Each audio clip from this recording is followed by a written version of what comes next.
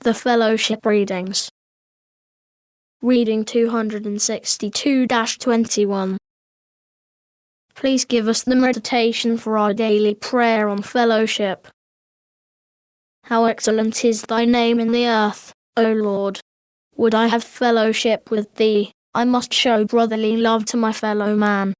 Though I come in humbleness and have aught against my brother, my prayer, my meditation, does not rise to thee. Help thou my efforts in my approach to thee.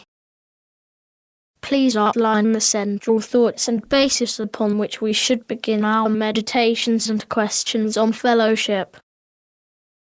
As each will find in their own searching of their hearts, fellowship with the creative forces is making ever a balance in the activities of self towards thy fellow man. For would we seek grace, mercy, understanding, would we have faith, knowledge, there must be the exercising of same in our fellow man.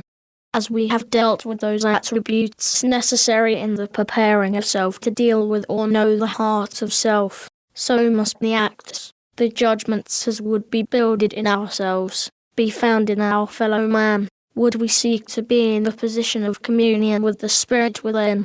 And the fellowship is the promise of the Father through the Son, that would ye seek to know his face, be kind and gentle, compassionate and loving to thy fellow man. In this manner, then, let each purge their own minds and hearts, and he that has aught against any present it to the throne of grace, and his mercy is sufficient unto all.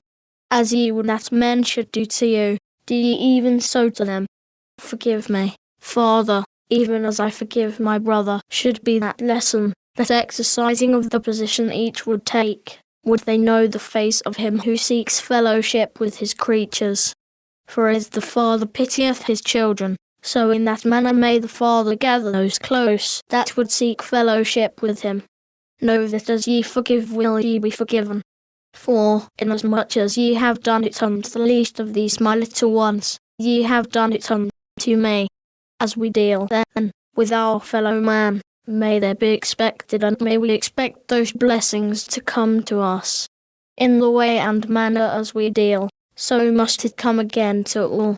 In the preparations, then, let each set their minds, their hearts, their souls at peace, and there will come that light that will shine in the darkest hour, in those periods when needed most. Approach the throne of mercy with mercy to all. Please give each member of the group, as I call their names, an individual message on true fellowship. Let each examine themselves first, that they may know that within their own hearts and minds that must be purged, that there may be true fellowship with him. Reading 262-22. In all things fellowship has the lesson that begins, as has been given, that each must clarify themselves that their relationships between their fellow man and the creative forces be such as to make a cementing of the purposes for which the lessons are given to others. Then, let their meditation be as this, in preparation for the task before you. Let each become more conscious of the divine spirit in each, that we may go on. May we face the issues as one called for a purpose.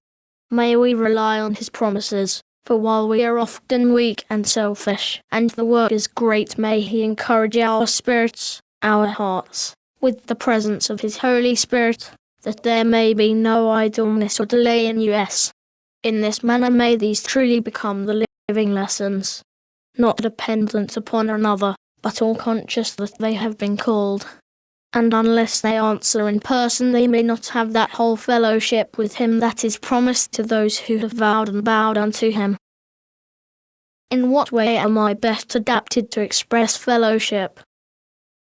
As has been given, the talents are in the expressions of bringing to others that consciousness which leaves in the spiritual and mental body those things that bring for the relief sin that's reflected in the physical being. Then, through these channels may there be the greater fellowship with him, brotherhood with thy fellow creatures. Please describe the difference in fellowship and brotherhood. One to God, the other to man. What is the extreme test of fellowship? Doing unto others as you would have them do unto you is the extreme test of fellowship. Without same ye may not wholly please God. Be not afraid, for he will guide, direct. Trust in his graciousness, in his support, in his understanding. Reading 262-23. In consideration of fellowship, this should mean a great deal to each and every member of this or such a group. For with the application in their own experience there may be expected, and there may be received, that true fellowship in the experience of the individual. And such is not one's experience, then such ones may know they are lacking in their efforts in being what they should in their relationships to themselves, their maker, the group.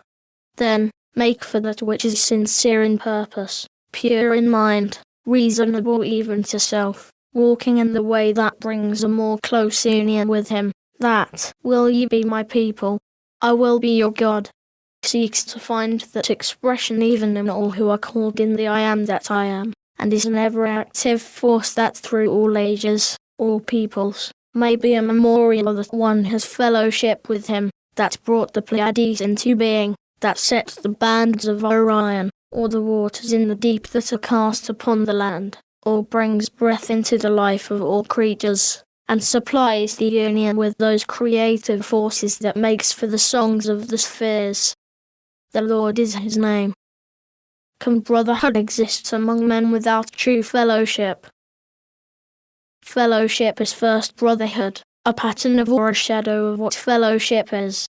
For, as has been given, all one sees manifest in a material world is but a reflection or a shadow of the real or the spiritual life. Brotherhood, then, is an expression of the fellowship that exists in the spiritual life. Please interpret the following which I received during meditation, that I may touch the hearts, the souls, the minds of others. A message of the infinite to the infinite of self, seeking to use self as a channel of expression to others. A call.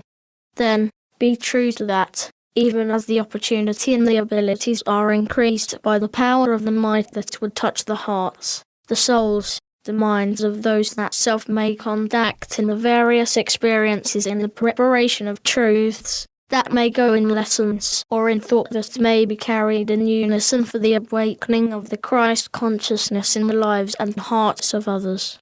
How should we explain to others how to interpret their experiences as signs of development towards the true realization of fellowship? This has been given them how ones may answer their experiences, have an answer to their experiences, in the way of training the child, for we all are children in its development. Or this, when an experience of self is in question, then ask self in the mental being so that the answer may be yes or no, and with sincerity. Then, whether the answer is yes or no, as to any question with spiritual forces, then accept that. Then in meditation and prayer ask the Spirit whether that answer received in the mental is yes or no, and know the Spirit's answers. Doubt not. For he that looks back, or doubts, is worse than the infidel. Remember Lot's wife.